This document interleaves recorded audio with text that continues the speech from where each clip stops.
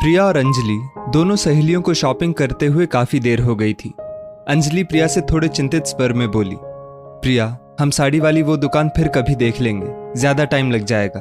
अभी शाम होने वाली है। मेरे पति राघव और बच्चे मेरा इंतजार कर रहे होंगे। प्रिया अंजलि से कुछ बोलती उससे पहले ही उसके फोन की घंटी बज उठी। प्रिया की सास का फोन था। प्रिया ने फोन उठाया और अपनी सासू माँ से बोली, हेलो माँ, हम थोड़ा लेट हो जाएंगे घर पहुंचने में। अभी हमें साड़ी की एक और दुकान पर जाना है। वहां से 2-3 साड़ियां पसंद करके हम सीधा घर को आ जाएंगे, आप चिंता मत करना। प्रिया की सासू माँ बोली, अरे बेटा, अब जब मार्केट गई हो तब आराम से अपनी पसंद की शॉपिंग करके आना।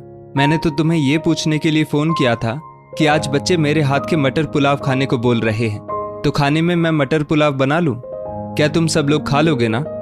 बच्चे तुम्हारे ससुर जी के साथ बैठकर अपने स्कूल का होमवर्क पूरा कर रहे हैं। मैं ऐसे ही बैठी थी, सोचा चलो आज खाना मैं बना लेती हूँ। प्रिया खुश होकर बोली, हाँ माँ जरूर, क्यों नहीं, आप बना लेना। ऐसा बोलकर प्रिया ने फोन रख दिया। साड़ी की दुकान तक चलते चलते प्रिया अंजलि से बोलने लगी, अंजलि, मेरी जिंदगी की आधी से ज्यादा टेंशन मेरे सास ससुर दूर कर देते हैं। मेरे सास ससुर का साथ मेरे लिए भगवान के आशीष से कम नहीं है। आज मेरे पति आशीष इतनी बड़ी कंपनी में काम करते हैं, उनका कहीं ना कहीं आना जाना लगा रहता है। वो बेफिक्र होकर अपनी हर मीटिंग पूरी करके आते हैं। मेरी, घर की और बच्चों की उनको कोई टेंशन नहीं रहती है, और ना ही अपने माँ बाबूजी की। वरना सोचो अंजलि, अगर माँ बाबूजी अकेले गांव में और हम यहाँ शहर में रहते तो आशीष का आधा ध्यान गांव में अपने माँ बाबूजी की तरफ लगा रहता और आधा ध्यान हमारी तरफ। आशीष के दिमाग में हमेशा अपने परिवार को लेकर ही बातें चलती रहती। वो अपना ध्यान ऑफिस के कामों में अच्छे से नहीं लगा पाते। पर हम जब सब लोग एक साथ हैं तो आशीष भी परिवार की तरफ से बेफिक्र होकर अपना पूरा फोकस अपने काम पर लगाते हैं, क्योंकि उन्हें पता है उनके बीवी बच्चों के पास उनके माँ बाप एक बरगद के जैसा साया बनकर उनका ख्याल रखने के लिए है। प्रिया हंसते हुए बोली, और उनके माँ बाप के पास मैं, प्रिया, उनकी प्यारी बहू हूँ, उनका पूरा ख्याल रखने के लिए। आशीष जब बाहर जाते हैं तो मेरे ससुर जी बाहर के सारे काम संभाल लेते हैं, और मेरी सासू माँ की नसीहतों से मुझे रोज कुछ ना कुछ नया सीखने को मिलता है। अगर मुझसे कभी कोई काम बिगड़ जाता है तो सासू माँ मिनटों में उस काम को अपने अनुभव से सुधार देती है। अगर सासू माँ 4-5 दिन भी कहीं चली जाती है तो घर के सारे काम, बच्चों को संभालना, बाहर के काम करते करते मैं थक जाती हूँ। उनके साथ होने से बहुत बड़ी राहत मिलती है। मायके जाने का सुख भी सासू माँ के साथ रहने से ही मिलता है। सच में अंजलि, सास ससुर का साथ जिंदगी संवार देता है।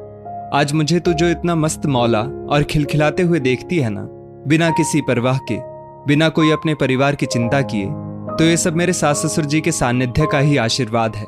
उनकी प्यार भरी छांव के नीचे भगवान करे मेरा परिवार हमेशा ऐसे ही बसेरा करता रहे, खिलखिलाते हुए। दोनों बातें करते करते साड़ी की दुकान पर पहुंच गई।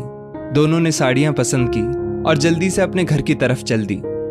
अंजलि गेट खोलकर जैसे ही घर के अंदर घुसी, देखा बच्चों ने सारे घर को उथल पुथल कर रखा था। चिप्स और बिस्किट के रैपर इधर उधर उड़ रहे थे। होमवर्क करने के लिए सिर्फ नाम को कॉपी पेंसिल टेबल पर रखी हुई थी। दोनों बच्चे अंजलि से लिपट गए और बोले, मम्मी जल्दी से खाना बनाओ, बहुत तेज भूख लग रही है। उधर राघव अंजलि पर गुस्सा करते हुए कमरे से बाहर आया और बोला, अरे सारा दिन बच्चों ने मेरा सिर घुमाकर रख दिया। उधर गांव में माँ बाबूजी की और टेंशन। बाबूजी को हल्के हल्के चक्कर आ रहे हैं, किसको बोलूं, उनको डॉक्टर के पास चेकअप के लिए ले जाए। समझ में नहीं आता मैं अकेला क्या क्या करूं, अपनी जॉब पर ध्यान लगाऊं या तुम लोगों की चिंता करूं, या गांव में बैठे अपने माँ बाप की चिंता करूं, क्या क्या करूं मैं अकेला। राघव गुस्से में अंजलि से बोला, जाओ एक कप चाय तो बना दो। अंजलि जल्दी से रसोई में चाय बनाने चली गई। चाय बनाते बनाते अंजलि सोचने लगी, राघव का ये गुस्सा कम, उसका चिड़चिड़ापन ज्यादा है। जब गांव में सब लोग साथ थे तब राघव ऐसा नहीं था, वो भी तो ऐसी नहीं थी। वो भी प्रिया के जैसे एकदम मस्त मौला और खुश मिजाज थी, क्योंकि उसकी सासू माँ घर की हर जिम्मेदारी में उसके साथ कंधे से कंधा मिलाकर खड़ी थी। पर अपनी चचेरी जिठानी की देखा देखी उसने भी अपने सास ससुर को गांव में छोड़कर अपने पति के साथ अकेले शहर आने का, सिर्फ अपने पति और अपने बच्चों के साथ रहने का मन बना लिया था। अंजलि की सासू माँ ने अंजलि के बदले हुए अंदाज को जान लिया था और उन्होंने अपने बेटे राघव से खुद ही अंजलि को अपने साथ शहर ले जाने के लिए बोल दिया था। तब से लेकर आज तक अंजलि जब से सासू माँ से अलग होकर शहर आई, उसकी जिंदगी में सिर्फ और सिर्फ अकेले काम संभालते संभालते तनाव, आलस्य और चिड़चिड़ेपन ने जगह बना ली थी। कभी कभी रात को अचानक राघव भी अपने माँ बाप की चिंता में उठकर बैठ जाते हैं। बच्चे भी दादा दादी को हर बात पर मिस करते।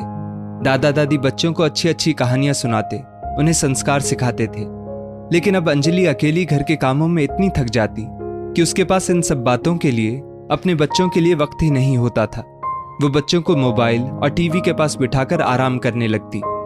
अंजलि भी प्रिया के जैसे अपनी जिंदगी को संवारना चाहती थी। अंजलि ने चाय कप में छानी और राघव के पास ले गई।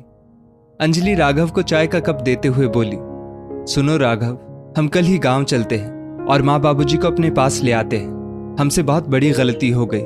मैंने अकेले यहाँ तुम्हारे साथ आने की जिद करके बच्चों से उनके दादा दादी का साथ, हंसता खिलखिलाता, संस्कारों से बड़ा हो रहा बचपन छीन लिया।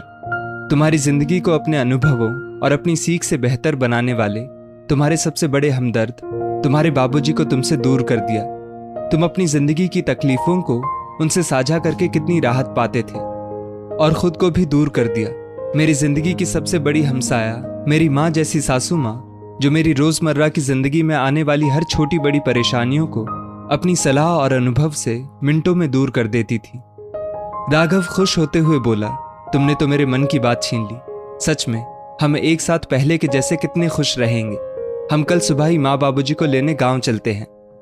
बच्चों ने अपने पापा के मुंह से जैसे ही दादा दादी को यहाँ लाने की बात सुनी, खुशी से उछल पड़े।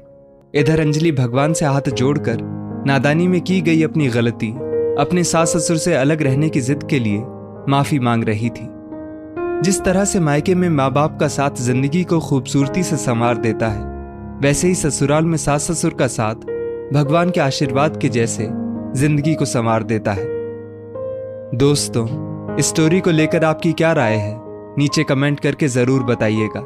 और ऐसी ही और भी बेहतरीन वीडियोस के लिए हमारा पेज जरूर फॉलो करें।